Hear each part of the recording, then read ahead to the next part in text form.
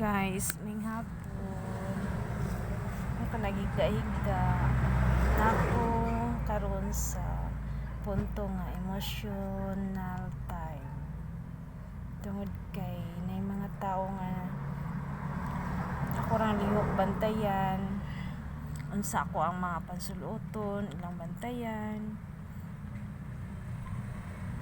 pero dili na sila makaguba sa akong mga plano sa akong kinabuhi. Tabang na ako sa akong bana tungod kay nay Ginoo nga nagtan-aw nako. Wala ko gihimo nila, wala ko nanglabot nila.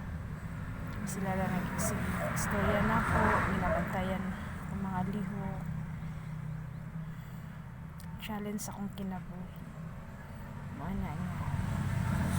Di po ko angay mabalaka kay nay Ginoo nga nagatabang na ako.